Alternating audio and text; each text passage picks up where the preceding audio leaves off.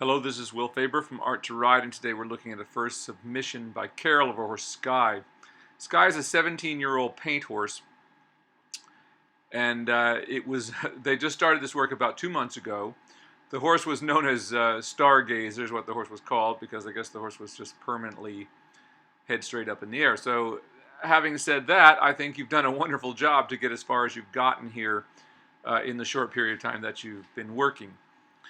And the work here in the walk is starting to work out really, really well. And this is just a perfect example of you answered the question yourself. What you really need to do is just keep doing what you're doing and let the horse get strong enough in the walk, in the stretch, to be able to get to the trot, which you answered your own question before, which she is not.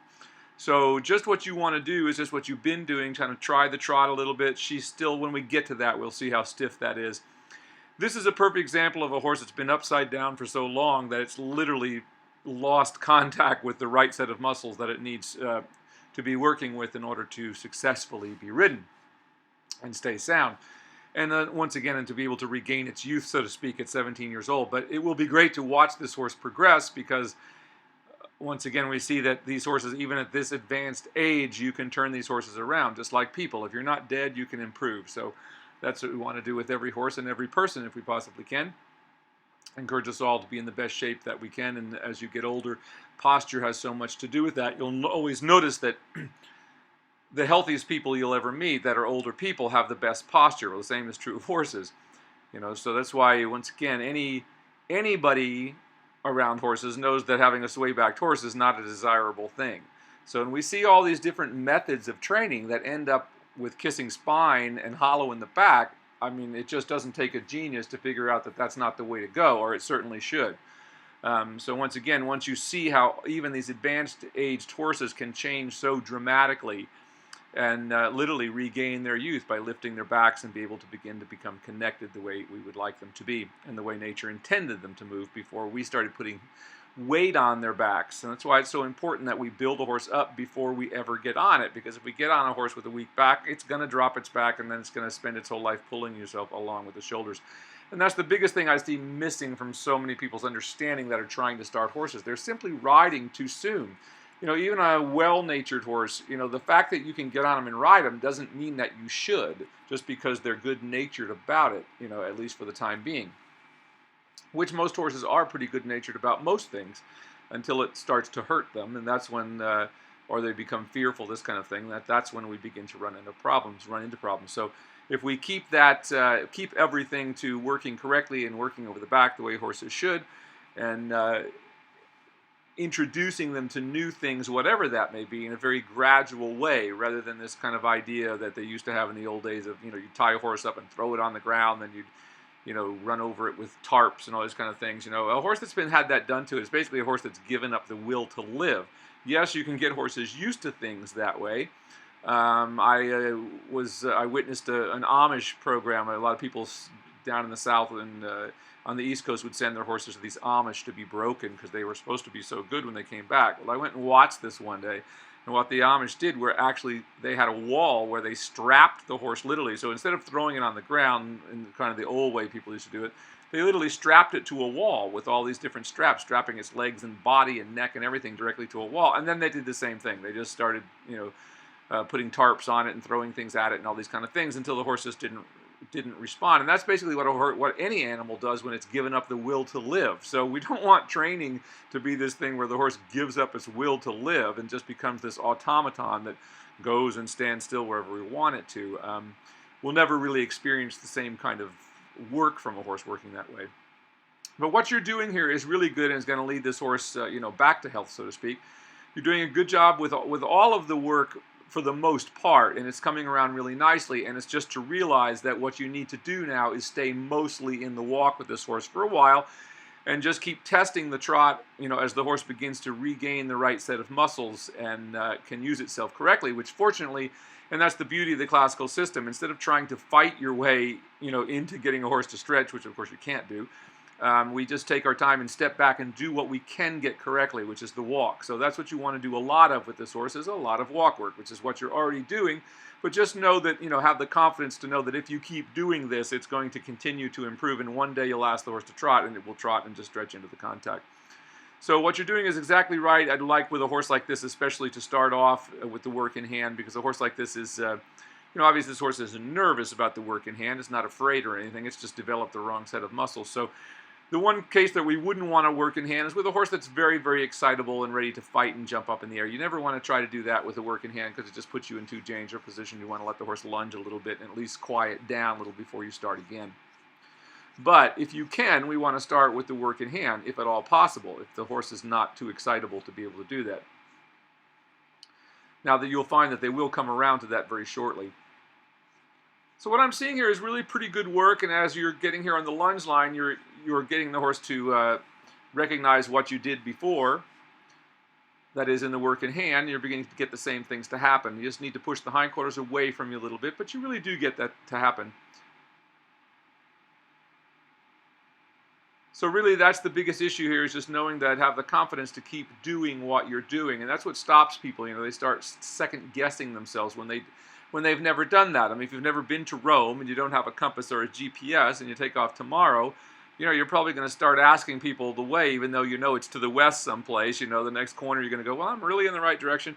Well, that's really what you need to know. And of course, that's the beauty of what we're doing here, and what we're trying to do with the Art to Ride site, where people can get on and post their own videos and make comments to each other and meet each other and know that there's other people doing the same work that you're doing, to give you the confidence to keep up the work and not listen to the people, the 90-day wonder people who say you can, train a horse in 90 days, or you can be going Grand Prix in a year and a half, or whatever the case may be. Those things, any kind of training like that, unfortunately, even if you might be able to do it, you end up with a horse that doesn't last very long in the process, or is not safe in the process.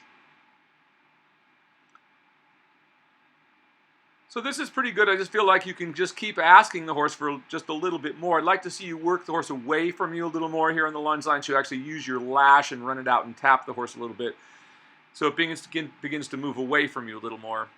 And that's really the key to the work on the lunge line, is to take what you did in the work in hand, that is to teach the horse to yield its hindquarters away from you, and do the exact same thing on the lunge line.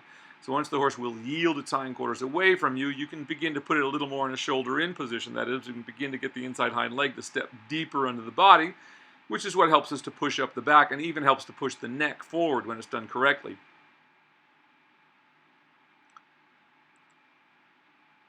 That's kind of the first thing in work in hand, is that we're working the horse in hand. As we get it to step under correctly, it begins to push up through the back. That will naturally push the neck out a little bit as it pushes up through the back, if we keep the rhythm active. So yes, this is too small a circle for this, and you're just not really quite getting enough here. You need to make the horse, try just making the horse a little more active by running your lash out. Now, if you can't do that very well, then you need to practice with that. But I'd still ask for a little more here and just get the horse to swing its hindquarters away from you. But this is a typical horse that is, it's been going upside down its whole life. When it goes into the trot, it literally just doesn't understand what muscles that you want it to move. But you're going to see a huge improvement in this horse as you begin to get it over its back. Watch now how stiffly the horse moves its hind legs. That's a horse that's not working over its back at all. You can see that the hind foot is on the ground after the horse has moved ahead of the hoof, so to speak, the body of the horse. The hoof is still on the ground way behind the body of the horse. So that tells you the horse is very, very hollow. And this is not even, in other words, this is a typical jogging trot, which is not at all what we want, because the horse is just kind of jogging along, but it's disconnected between the front and back end. If you look closely, you'll see that the horse is not moving at the exact same moment in the diagonal pairs. There's kind of the horse actually starts to move its front leg before it moves the back leg. And that's typical of hollow horses, and you'll see that horses at the very highest levels of dressage these days, unfortunately, getting 90% for doing the exact same thing. But with a horse like this, as opposed to these horses that are getting 90%, this isn't $1 million horse that just has so much amazing movement, and that there's something to look at. So it's much easier to see this work in many ways, on horses that aren't 10, so to speak, because they don't have all that extra movement, to get in the way of what your eye is looking at. These horses today have been bred to have so much hock action and so much action through the shoulders, and this sort of natural sort of bounce, so to speak, but it's not connection. It's kind of a false floaty. You get the sense of, that's what we call a hovering trot, where the horse isn't really moving forward. It's kind of moving in an ellipse up and down and not moving 50% to the front as it should. So this is looking much better as the horse begins to stretch down here. We see that the hind legs begin to swing much better, and we begin to see that the horse begins to work a little more accurately and more correctly. Starts to swing a little more actively there. But I really feel that you hit the nail on the head yourself when in your comments back to me, which is we can see the horse is just uncomfortable still in the trot. Now you've got to not be so far behind the horse and try to send it out away from you a little more actively. But even that, I still feel with this horse, he's going to have to just spend more time in the walk, just stretching in the walk, and then coming back to the trot. And if you do this day after day after day, it won't be that long before all of a sudden you'll begin to get the stretch in the trot. I mean, he has moments where he gives it up a little bit, but you're doing the right thing of not spending too much time doing this and coming back to the walk. That's exactly what we always want to do, because we don't want to, if we go on and let the horse trot around here for a half an hour pulling with its shoulders the way it's doing here, all that's going to end up happening is going to get more and more aerobically fit, and you're going to end up wearing out the legs. Now you can see that little tendency, well, the horse wants to stretch down a little bit, so that tells me we're getting in the right direction. I'd be quicker even like there to bring the horse back to the walk again and let it come right back to the walk and stretch all the way down. We want to reward every time in the beginning with a horse like this that's this stiff and been upside down for so many years. You want to reward the slightest little indication that the horse is going to stretch out, like we saw a moment ago where the neck kind of went out in front of it for a minute. So that'd be the moment to take an opportunity to bring it right back and just let it stretch back out again, in the walk that is. And it's all getting better. I simply would have just not stayed at the trot for as long as you're doing here. But it's a good example. You can literally see how the horse is stabbing its front legs and just kind of pulling itself along with the shoulders. The back end is just falling out behind it. It is doing little more than picking up the legs and putting them back down in place again. So that was the right thing there to come back to the walk as you did. I would have come back a little sooner even. As I said, that we saw the horse start to stretch out for one moment. I would have come back right then and there and let the horse stretch in the walk again. Once again, I want to reward. It's just like building a piaffe. You know, we build it very, very slowly and reward just very small correct movements. And pretty soon we can get the piaffe without having to beat the horse up or pole it in the front legs as we see people doing these days. And the same thing is true of the stretch. We want to just reward, at the beginning, we want to reward every little indication that the horse wants to stretch out. You know, and even with the ones that are as hollow as this one, there's nothing wrong with getting in front of them, you know, if they really just can't stretch at all, and with a piece of sugar and getting them to stretch down, getting them to stretch their necks down.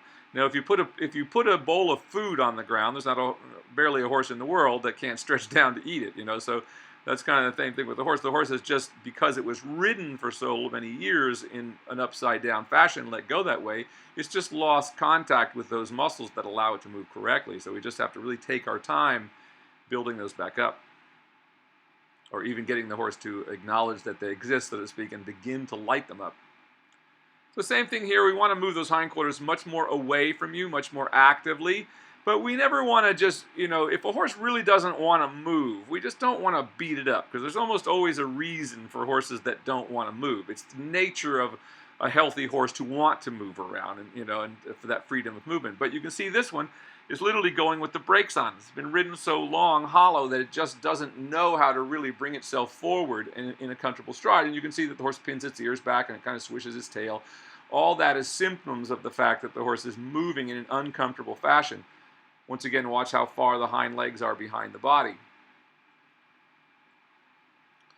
So just driving it on faster isn't going to necessarily solve that problem in a good way. I don't think it would, actually. I think the way to solve the problem is to come back as you're doing there and just don't do very much of that. I would have come back to the walk again and just stretch the horse out in the walk. There will come a time, if you keep doing this walk in the stretch, and that's all you can get, it won't be long before the horse will stretch in the trot. But it just takes a while with some of them.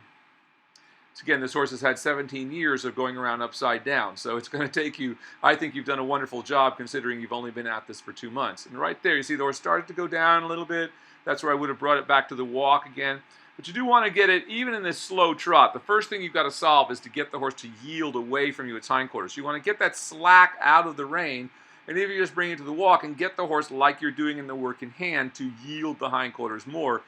and maybe work on that and focus on that a little more in your work in hand. That is getting the horse to really step under and away. And once again, when we go to the work in the lunge, the horse should begin to equate that with the same thing, that we want it to move away. If you get good with that whip and can run the lash out and tap the horse in the same place where you would tap it if you were asking the horse to move out in the work in hand. So we can see here, you can see how counterflex the horse. This will be a fun one to watch come into the stretch, because you can see how stiff the horse is right now. Barely moving in this little jogging trot. You can clearly see it just literally stabbing and pulling with its shoulders. And that's what develops that underside of the muscles when horses pull with their shoulders instead of pushing themselves up and forward with their hind legs. So instead of being a rear engine model, this has become a front end engine model, which is not desirable. So we come back to the walk here. We see the horse begins to free up, and this begins to look. And just notice the difference in the horse's attitude. As soon as it comes back to where it can stretch, its ears become a little floppier. You know, the tail becomes more relaxed. It's not swishing the tail so much, and even the step in the walk becomes more active.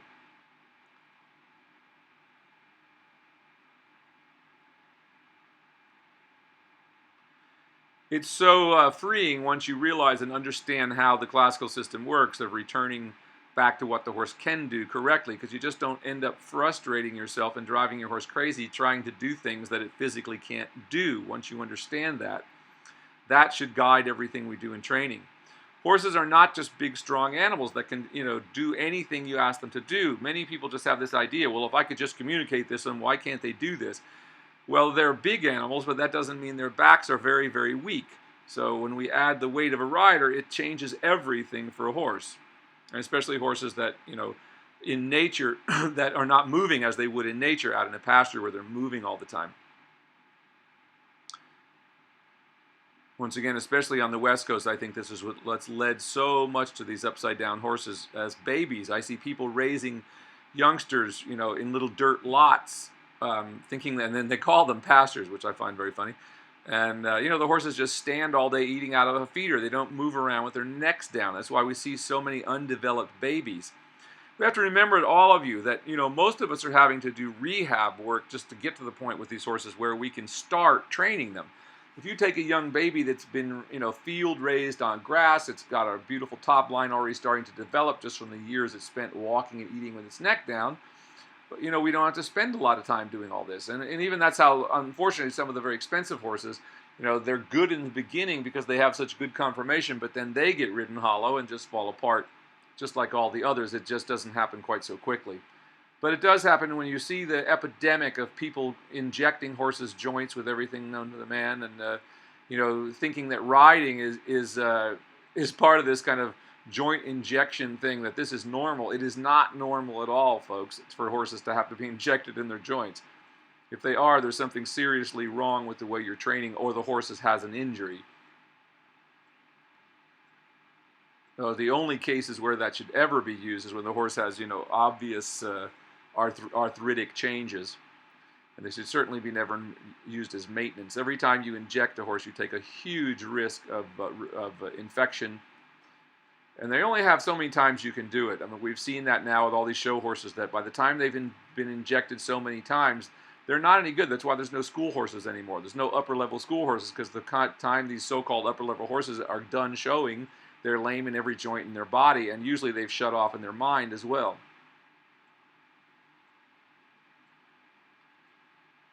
But this one will be a great one to watch change, like many of the paint sort of Western breeds. He's a little bit older style horse that tends to be not have a lot of flexion in their hocks, and this is certainly one of those. And it's going to take really getting, the only way you will ever get the horse to move anything near correctly is by doing the work that you're now trying to do. And but you will notice a huge difference in the flexion of the hocks. This horse is one of those ones that almost looks, when he's stiff, like he's fused in the hocks. And I've ever told one person in my life, that they needed to get a different horse if they wanted to do dressage, and that horse was a totally straight-legged paint horse that had no ability to flex. Its hocks were literally like, just chunks that didn't move. He had no ability to flex the hocks at all on its hind legs, and it was just impossible. Now, even doing this work, even with that horse, it was able to go on to training level and do quite well, but there was no way it was ever going to do more than that. It had to be happy at that level. But this horse is not like that at all. This horse, once again, if you see it starts to stretch down, look how it starts to move right there. That's what you're working towards. So just know that you want to do as little incorrect work as possible. So those little bits that you lunge the horse there on this tape should be about the longest you would even think about doing, if not even less than that if the horse hasn't stretched, and just continue to do this walk work. So of course that means answering your question that you answered yourself. Yes, this horse is not ready to trot under saddle by any stretch. So, once again, if it can't keep its back up on the lunge line, it's not going to be able to do it when you add the weight of the rider up there. It's only going to be more difficult. But if you've only been doing this for a total of a couple of months, you've really come a long way already, and you'll see that it's not going to take years to get you to where you want to be. But it will take a little more time of consistent work in the walk.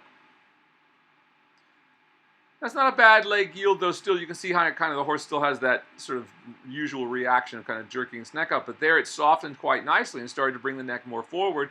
And notice as it does how different it moves behind.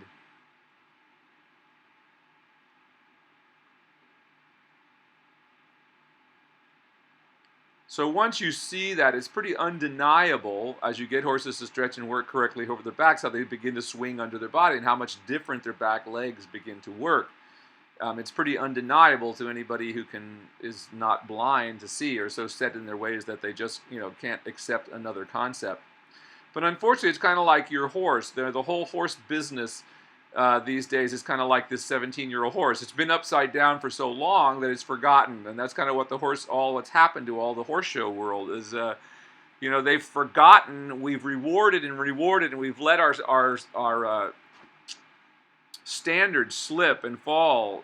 So far, just in the last 20 years, that it's almost unrecognizable to go to a horse show. And it's bad enough at dressage shows, but you go and watch a Western show here in America or something, and literally it's just hard to imagine what they're even doing. The horses are cantering in front, trotting behind, trotting in front, walking behind, and they're all going home with blue ribbons. So this is what's led to this downfall in the sport. If these organizations keep handing out blue ribbons to people who, for want of another word, they are abusing, they're riding those horses in an abusive manner. If the way you're training your horse, ends up shortening the life of the horse, you could call it abusive, even if you're not beating the hell out of the horse all the time, but you're just riding it upside down. Once you begin to recognize it, you clearly can see, as this one does when you go into the trot, you can clearly see how miserable the horse is in the trot. It really is just so uncomfortable. It's just bracing against and pulling with its front legs the whole time. And it shows you that with its ears pinned back, which most horses that are being ridden badly do. So if people would just start listening and not having this idea, I had someone tell me just the other day, oh, well, this horse is doing all these things. It's pinning its ears back, it's swishing its tail, it's balking and all this stuff. And the trainer's telling the person, oh, that's just the personality of the horse, and you have to just ride the horse through it. Well, nothing could be further from the truth. And I've never seen a horse in my life yet that was pinning its ears back and swishing its tail that wasn't doing it for some reason. And that reason is usually the same: being ridden badly, hollow, or a badly fitting saddle, or some such thing that's causing the horse discomfort.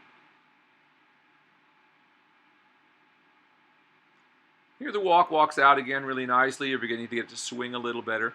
So just know that you are right on track. That looks really good there. Notice how much bigger. That's what you're looking for. When it starts to swing and get active. And you can do a lot more of that work in hand, just even going around on the long side and just trying to get the horse in work in hand, just more swinging and active in the walk. A pretty good leg yield here. Not bad at all, and actually improving the horse, so that's a good thing to do. The horse is looking better as it's swinging under. Remember that when it's correct, you should feel your inside seat bone lift a little bit as the horse pushes off of that new inside hind leg, and that's what pushes up underneath the back of the rider and actually pushes the neck out in front of the horse as well. So you've done a great job here. I would say just those few things. Just keep doing what you're doing. Spend more time in the walk, a little less time yet in the walk, in the trot, and continue to try to move the hindquarters away from you on the lunge line. Interestingly enough, that he's doing these leg yields really quite nicely, and you're beginning to see the benefit of that, and that's what you want to do in your work in hand, get him to step under a little more and a little more active. So keep working for that. But you don't want to just go, okay, now I'm just going to beat the hell out of this horse and make it go because it's not going. That's never really the right approach. To try to force horses to do things. I mean, once again, it's the nature of a healthy horse to want to move. So if it doesn't want to move, there's some problem with the horse. It's uncomfortable. It doesn't know how to move, as in the case of this horse, and it's just gotten soured to the idea of doing it. But you will be able to overcome all those things and change the top line of this horse. I really look forward to seeing this one develop as it does, because it's one of those ones that you can so clearly see the difference in this horse's hind leg movement when it does it correctly and when it doesn't. Now we still need to get even deeper than what you've gotten so far. We need to get that nose almost down to the ground with this horse, and until he really starts to pull those shoulders up, that is, pull the withers up through the shoulders and begin to really swing behind. So just keep working for a deeper stretch all the time, spending a lot of time in the walk, most of it off of the horse, but I think you've got enough here that you can begin to do this walk work. It doesn't look any worse than it did on the lunge line. In fact, it looks in some ways better. So all ways to keep the walk work going here under saddle, but do all that work before you get up on the horse each day. That is the work in hand, a little bit of lunging, get the horse, and stay away from the trot in the ridden part. That is, until we get the horse really swinging freely over its back on the lunge line, and then you'll go to the trot work, and it'll just be there. That'll be all there is to it. So keep up the good work. This is Will Faerber from Art to Ride. You've really done a great job here with this horse. Just keep doing what you're doing mostly. Keep working for that little bigger swing in the walk and a little deeper stretch as we get the neck to really stretch all the way down and really stretch out from the base of the shoulder, not just kind of go over with the neck. It's Will Faerber from Art to Ride. Great job. I look forward to seeing another video of this in the future. Look forward to seeing all our friends in Europe as I'm getting ready to leave tomorrow for that trip. So I'll see all our friends in Switzerland, Sweden, and Norway.